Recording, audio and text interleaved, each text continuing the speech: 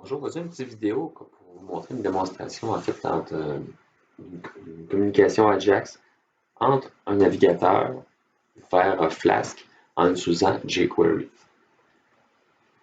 Je trouve ici. Il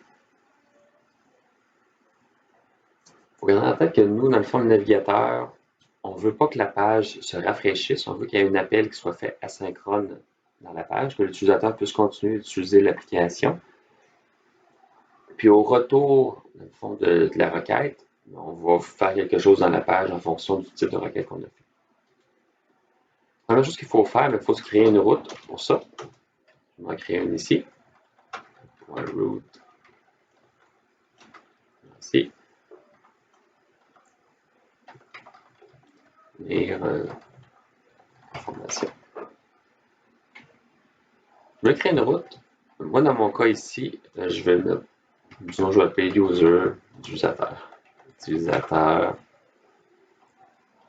Je vais mettre int.id, comme ça ici. Votre route, ça dépend vraiment de votre besoin. Moi, je vais en faire une ici. Obtenir compte. Vu que j'ai un ID, il va falloir que je le mette ici. Comme ça. Cette route-là, elle va tout le temps retourner la même chose. Normalement, il faudrait que je fasse un appel à la base de données. Ça, je vous le laisse faire. Ce n'est pas la partie qui est difficile. Normalement, il devrait y avoir un appel à la base de données qui est ici.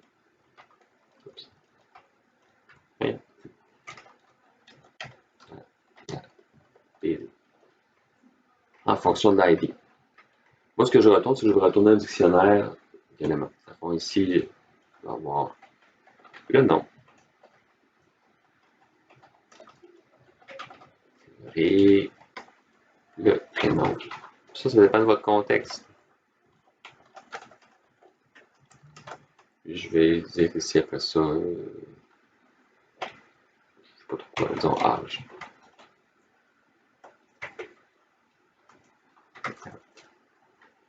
Là, à chaque fois que je vais appeler ma route, ça va toujours être le même résultat parce que je ne fais pas d'appel à la base de données. Je n'utilise pas mon ID. Je pourrais quand même le mettre dans le retour, juste pour vous montrer que ça marche, là, ID. Ici, je passe à ID. Je vais lancer mon serveur. Ah, c'est pas le fichier. C'est actif. Pour l'instant, ça a ouvert le site sur la page par défaut. Moi, ce que je vais faire, c'est que je vais aller directement dans cette route-là. Je vais lui passer ici. Ça, c'est les premiers tests que vous devriez faire avec votre... Oh, je reçois du JSON. OK. Et là, il va falloir que je décide qu'est-ce que je fais avec ça. Donc là, je n'ai pas fait d'appel asynchrone, j'ai juste fait un appel standard pour voir si ça me donnait la bonne chose.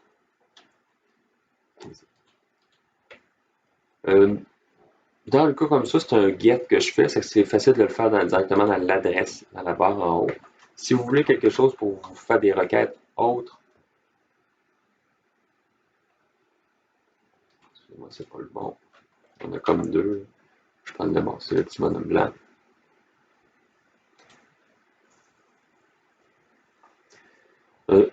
Il y a différents outils qui permettent de le faire. Il y a Postman ici qui est gratuit, qui vous permet de faire des get, des posts, autre chose à différents API ou différentes routes. Parce qu'ici, par défaut, ça va être un get si je fais quelque chose dans la barre d'adresse. Je m'en vais ici, je fais de nouveau. On décide qu'est-ce qu'on veut faire. Donc, c'est une requête HTTP. Je vais spécifier, je vais la mettre ici. Je l'envoie ici. Je fais un get. On pourrait mettre des informations d'autorisation. S'il faut être authentifié pour y avoir accès, mais on les mettrait là. C'est une autre chose qu'on peut configurer. Nous, on n'en a pas besoin pour l'instant. Je fais send. J'ai mon information. Si je faisais un post, là, je vais avoir une erreur parce que cette route-là n'accepte pas les posts. Dans ce cas-ci, il faudrait que je donne de l'information. Je donne du contenu, parce qu'habituellement, quand je poste, j'envoie de l'information. Ici, form data ou ce que vous voulez, ici, on le mettrait. Je fais send.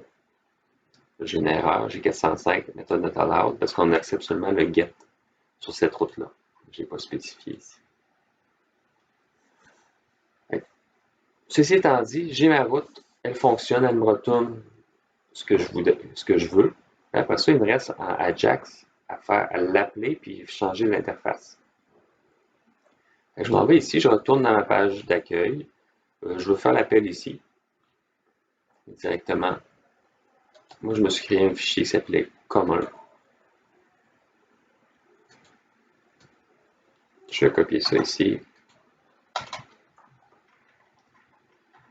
On a dit que ça venait ici dans le fond, que ça s'appelait utilisateur.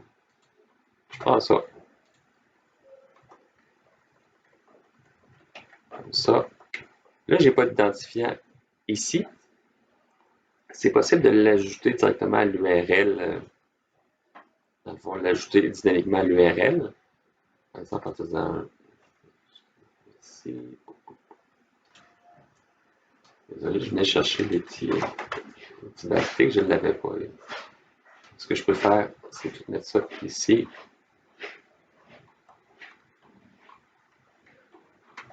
Ça prend vraiment des centres graves à l'envers pour que ça fonctionne. C'est comme des f-strings en fait en Python. Ici, on va le tester par la suite. Ici, ce serait ID. Évidemment, l'ID, pour l'instant, je vais la coder en dur. ID égale. De toute façon, elle n'est pas utilisée dans ma route. C'est juste que je suis en train de créer une route, après ça, on appellerait la base de données, on retournerait la bonne personne. En ce moment, le get il va être fait dès que la page va être chargée, parce que je n'ai pas associé, dans le fond, la requête à un clic de bouton ou un timer ou une minuterie, excusez-moi. D'accord. Automatiquement, quand le fichier va commencer à être chargé, on va lancer une requête Ajax. Il n'attendra pas le résultat, il va lancer la deuxième. Après ça, on va faire différentes choses. Allons voir qu'est-ce que ça donne ici. Pour bien débugger, on ouvre ça ici, la console du navigateur. Moi, j'utilise Chrome. J'ai doc, mais c'est pas ça que je veux. Je veux tout. Et ce que je veux, c'est utilisateur.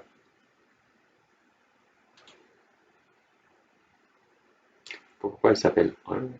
Utilisateur, réponse, j'ai ma réponse. Ma requête est là, j'ai un 200. Ici, c'est écrit /utilisateur /1, comme je voulais. Ma réponse est là. Ensuite de ça, il faut que je décide qu'est-ce qui va se passer. Là, j'ai décidé ici que ça allait être écrit directement, c'est mon Fabico, et directement dans la console. Donc, on voit l'information est là. J'ai bien du JSON. Avec le dictionnaire, Python automatiquement est transformé en JSON. Même chose pour les listes, même chose pour les choses qui sont natifs à Python. Là. On ne peut pas le faire n'importe quoi. Si vous créez vos propres objets, mais ça ne fonctionnera pas de cette façon-là. Il va falloir probablement transformer votre objet en JSON.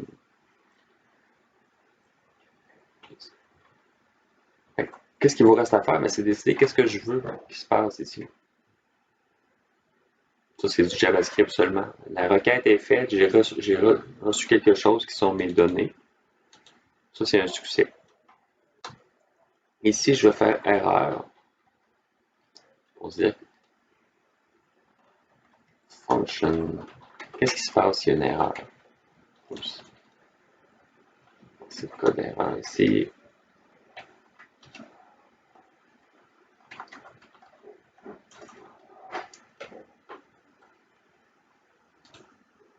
Je vais aller chercher, je ne me souviens pas des paramètres. Je vais les prendre ici. Exactement.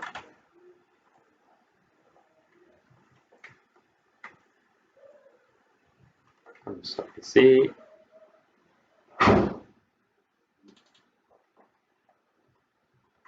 En JavaScript, il n'y a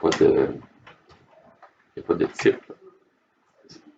Là, ce serait d'écrire il faudrait qu'il se passe quelque chose s'il y a une erreur.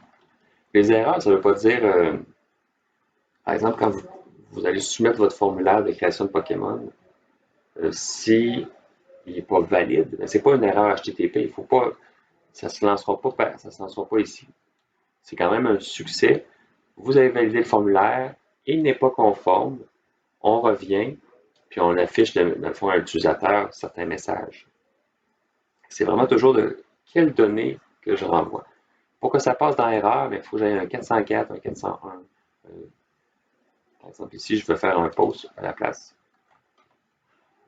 Ici, je devrais rentrer dans l'erreur. Je vais aller voir ici. Texte status. On va charger la page.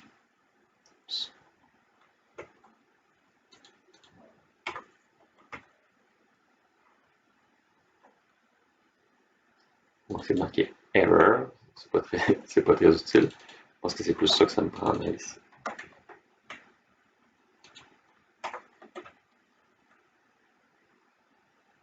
Méthode not allowed. Parce que j'ai fait un post, dans le fond, sur ceci. Vous pouvez jouer là-dedans. Dans le cadre du travail, dans le fond, ce que je vous ai dit, c'est de pas trop vous en faire avec l'erreur. Ce qu'on veut plus, c'est le succès. Ben, dans la vraie vie, mais il faut considérer ça parce que okay, ça dépend vraiment du contexte. Si j'ai un 404, ok, mais c'est parce que j'ai écrit une adresse qui n'existe pas. Il va falloir que je traite le cas. Qu'est-ce que je fais dans ce cas-là? Qu'est-ce que je dis à l'utilisateur? Principalement, c'est ça ici qu'il faut faire. Qu'est-ce que je fais? Je reçois des données qui peuvent être n'importe quoi. C'est vraiment, dans le fond, dans le cas du TP, c'est vous qui créez la structure. Moi aussi, j'ai créé un dictionnaire, donc je sais à quoi m'attendre. Je pourrais aller ici, faire point nom, puis je sais que je vais avoir quelque chose dans nom. Dans le cas du post, du formulaire de la création des Pokémon, c'est peut-être lui qui est un petit peu plus complexe. Vous allez devoir vous créer une structure qui va ressembler à quelque chose comme ça, un dictionnaire. Moi, ce que je ferais, c'est ça ici. Message, dans lequel il y a un autre dictionnaire. Puis pour chacun de vos champs qui a une erreur, mais on pourrait les afficher. Même chose que quand on faisait dans le travail 2, quand vous l'affichiez avec Jinja vos messages. Le message d'erreur en dessous des champs. Ici, le nom, 2 points. Le nom ne doit pas être vu.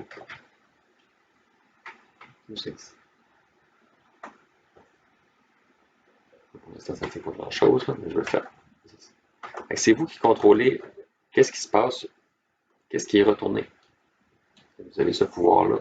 Quand vous appelez un API que ce n'est pas vous qui avez créé, mais vous devez vivre avec la façon que lui fonctionne.